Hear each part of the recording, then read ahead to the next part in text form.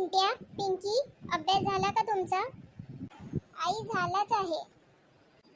ठीक आहे मग, जेवण करून घ्या. आई बाबाला येऊ दे ना, मग एकत्रच जेवू. ठीक आहे, बाबाला येऊ दे मगच जेवू आपण. रेखा, काय झालं? एवढा चेहरा काऊन उतरलाय? आज खूप थकल्यासारखं वाटत आहे. थोडंसं जास्तच काम होतं आज. ठीक आहे, तुम्ही हातपाय तोंड धुवून घ्या, जेवण करा ना आराम करा. हो, ठीक आहे. थांब 1 मिनिट रेखा.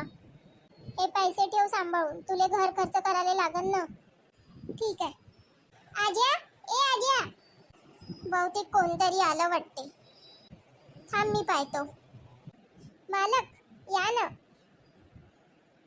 येऊन का करू? तू पैसे देणार होता आज. विसरला का? आज 1 तारीख आहे. नाही नाही मालक, मी आणूनच देणार होतो उद्या सकाळी. उद्या सकाळी काय ले? आपली तर 1 तारीख ठरली आहे ना. हो मालक, 1 तारीख ठरली आहे, पण रात्र झाली होती ना, म्हणून उद्या सकाळी आणून देतो म्हटलं पैसे तुमचे. जेव्हा आपली 1 तारीख ठरली आहे, तर मग रात्र हो का काही हो, तुला पैसे आणून दिले पाहिजे मला. मग मला काय यावं लागलं असतं आता? मला का काम धंदे नाही आहे का? फालतू मी तुला उधार दिले पैसे, आता मला तुझ्या घरी चक्रा मारायला लागत आहे. आता ते पैसे मला वेळ होऊन राहिला. रेखा, मी ना तुला जे पैसे दिले आहे त्याच्यातले अर्धे पैसे मालकाला आणून दे. अर्धे वगैरे नाही, मला पूर्ण पाहिजे. मालक, अर्धे पैसे घर खर्चाला राहू द्या.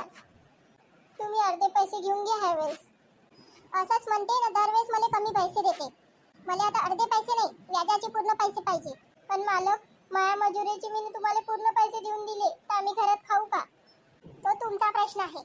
कर्ज घ्यायच्या वेळेस तर खूप चांगले चांगले बोलता तुम्ही, नंतर आपले रंग दाखवता. मला माया व्याजाचे पूर्ण पैसे पाहिजे. ठीक आहे रेखा, जा तुला जे पैसे दिले आहे ना ते आणून दे मालकाले. हो, आणून देतो. हे घ्या पैसे. ह्या वेळेस उशीर केला, त्याच्यानंतर जर असा उशीर केला पैसे देण्यासाठी, तर कधीच तुम्हाला लोकांना मी कर्ज नाही देणार. हो मालक, नाही करणार आता उशीर. आता कसं करू मी? घर खर्चासाठी पैसे कुठून आणू? आता तुम्ही हातपाय गाळू नका, आपण काही ना काही करू. आता आपण काय करू शकतो रेखा? पैशाचं काम पैसाच करते. एक काम करा, उद्या सकाळी सोनाराकडे जा ना, माझं मंगळसूत्र गहाण ठेवा. जे पैसे येईल त्याच्यामध्ये घर खर्च होऊन जाईल. असं किती वेळा करायचं?